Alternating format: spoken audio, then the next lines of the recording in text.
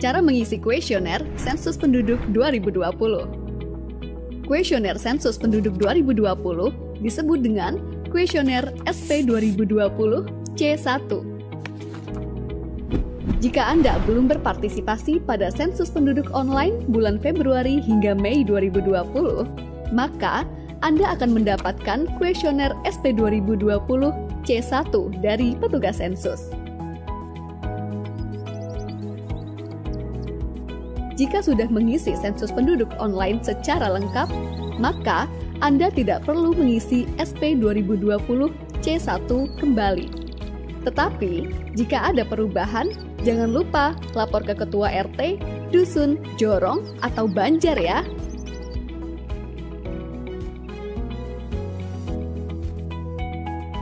Kami akan mengilustrasikan tata cara pengisian kuesioner Sensus Penduduk 2020 atau SP 2020 C1.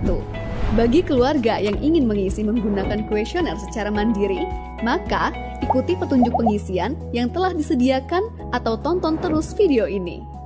Mari kita mulai. Pertama, siapkan alat tulis berupa pensil atau ballpoint dan dokumen penting yang diperlukan untuk pengisian kuesioner sensus penduduk.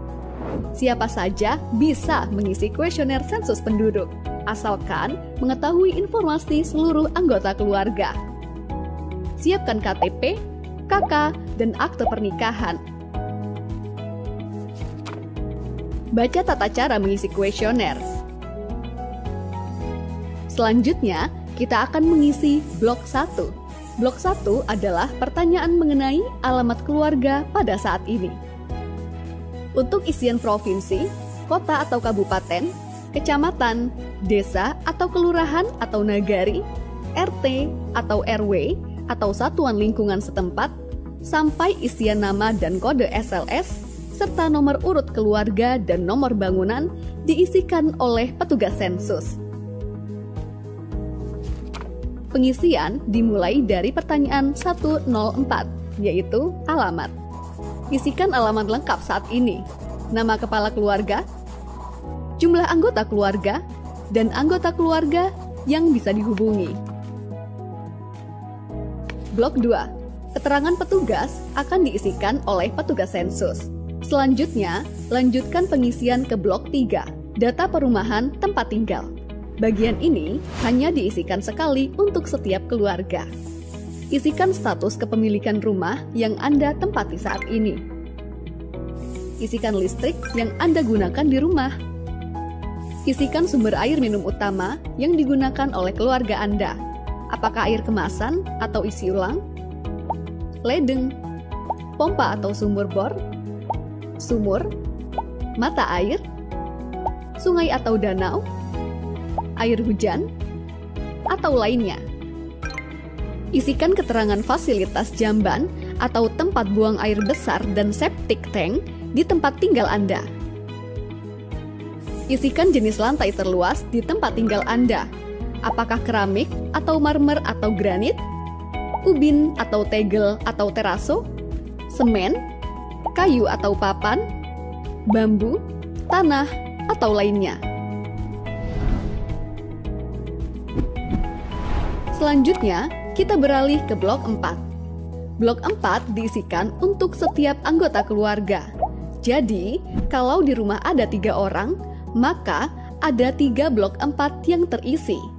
Isikan keterangan dari masing-masing individu.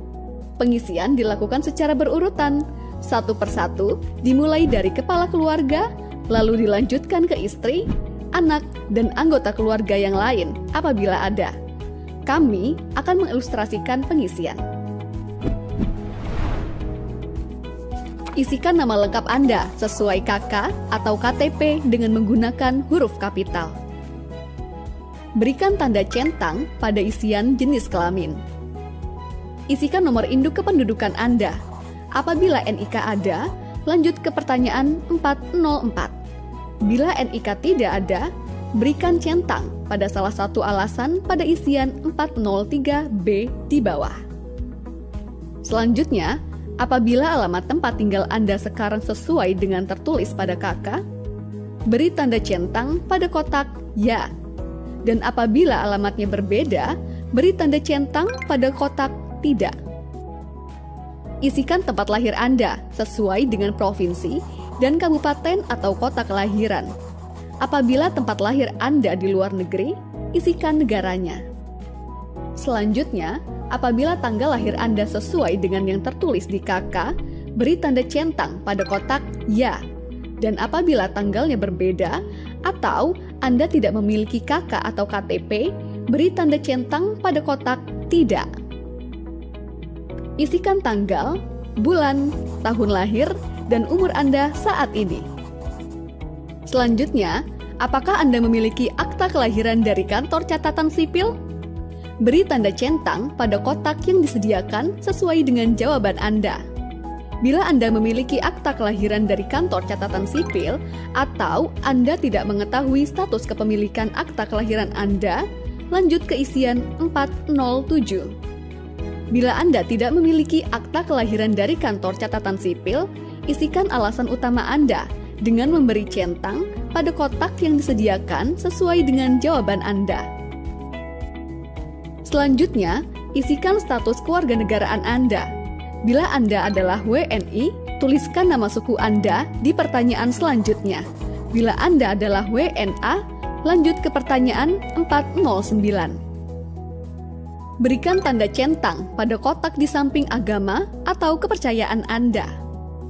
Selanjutnya, isikan status perkawinan Anda dengan memberi tanda centang pada kotak yang tersedia. 1. Pilih belum kawin, apabila Anda belum terikat dalam perkawinan.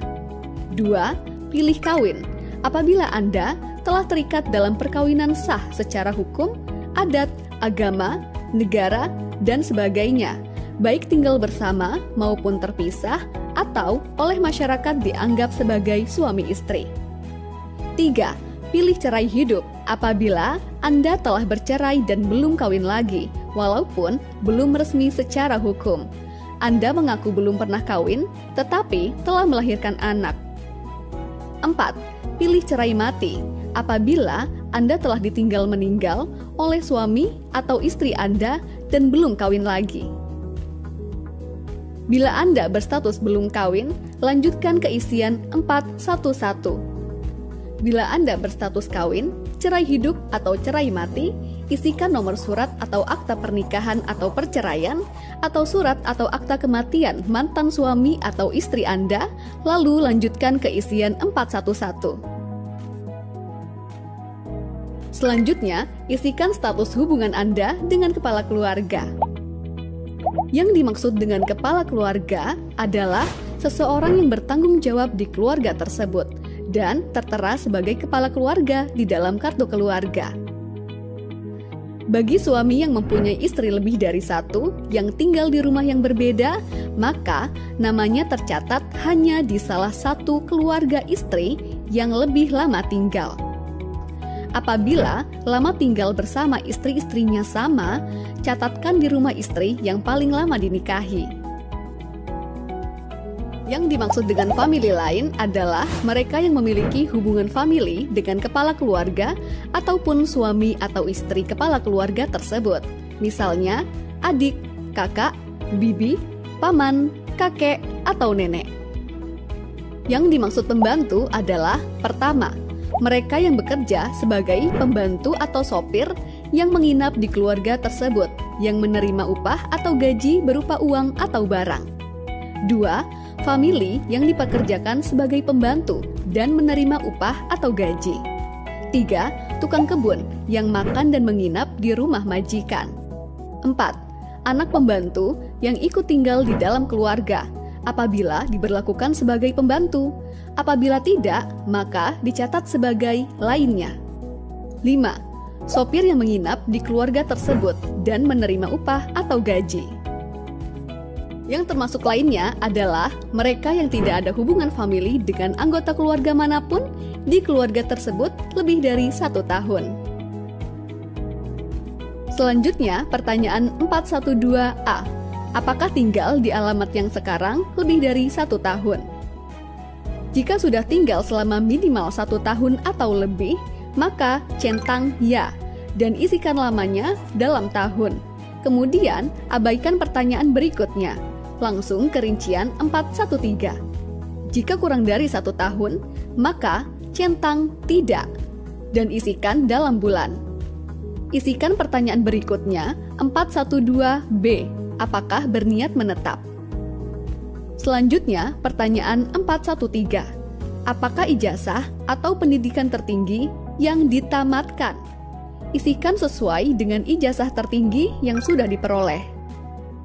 Kita menuju ke blok 5. Sama seperti blok 4, blok 5 diisikan untuk setiap anggota keluarga, namun khusus untuk yang berusia minimal 5 tahun atau lebih.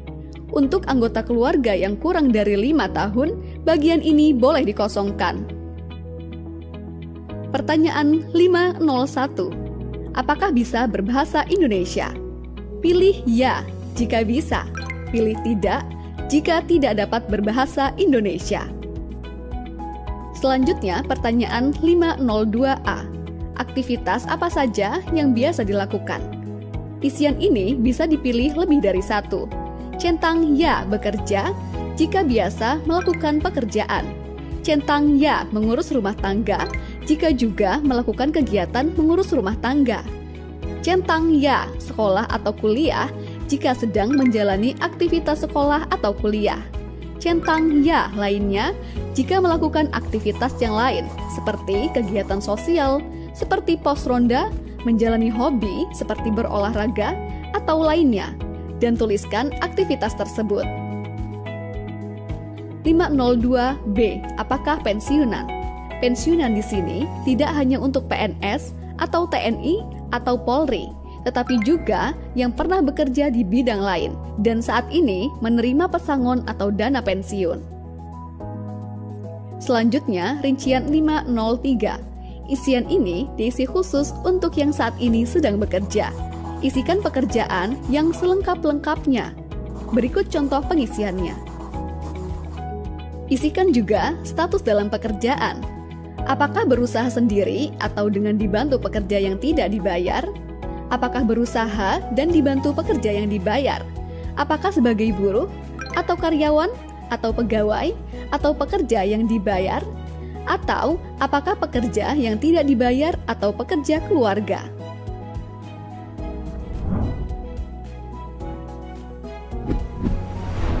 Isian untuk satu anggota keluarga sudah selesai. Ulangi pengisian untuk anggota keluarga yang lainnya pada lembar halaman berikutnya. Jika seluruh anggota keluarga sudah terisi dengan lengkap, periksa kembali isian dan simpan baik-baik. Selanjutnya, kembalikan kuesioner ini pada petugas sensus, atau ketua, atau pengurus RT, atau dusun, atau jorong, atau banjar. Mudah bukan? Pengisian kuesioner sensus penduduk bisa dilakukan mulai tanggal 1 September sampai 30 September 2020. Mari berpartisipasi langsung menentukan masa depan Indonesia dengan bersama kami mencatat Indonesia.